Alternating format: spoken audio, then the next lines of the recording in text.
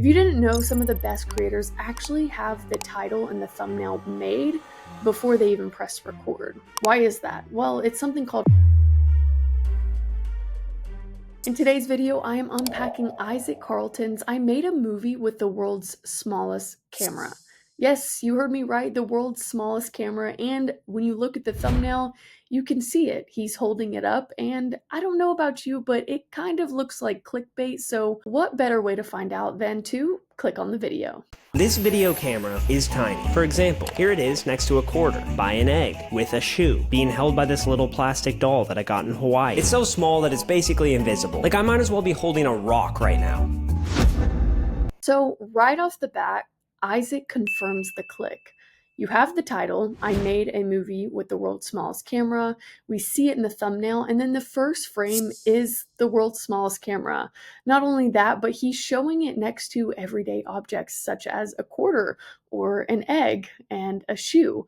And so we get the understanding that, whoa, this is actually the size that it was on the thumbnail. So it confirms the click and it builds trust and credibility. Those two things are some of the main reasons and why we are going to keep watching.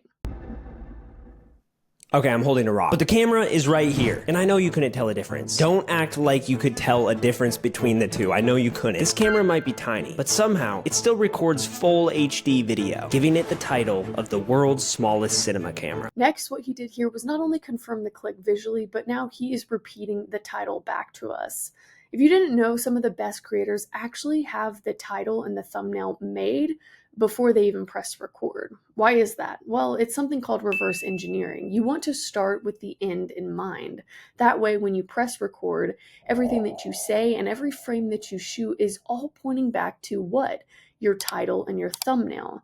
This confirms the packaging, which is another reason why we keep watching. Calling this a cinema camera might be a little bit of a stretch, okay? But I am gonna try to make a movie with it. You heard me. For the next few days, I'll be pushing this camera to its absolute limit as I put it through the paces of a real film production. And there's only one rule. Every shot of this movie must be filmed with this camera. So the next thing that I want to point out is what he just did. If you didn't realize it, he was actually showing us clips from throughout the video that we are going to see later on.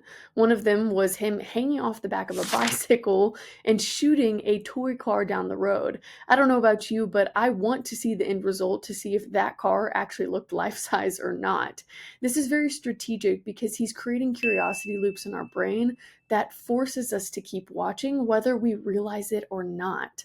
And lastly, he was creating a plot line. Here's the challenge, but also there's a catch.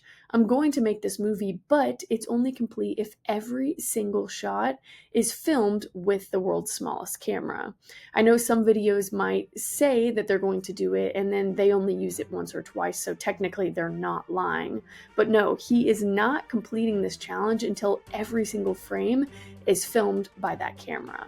I encourage you to look at your own content and see the areas that you may or may not be doing these things. And if you need help with it along the way, you can click down on the link below to connect with me and I'll be happy to help you. So without further ado, why don't you go ahead and check out the next video.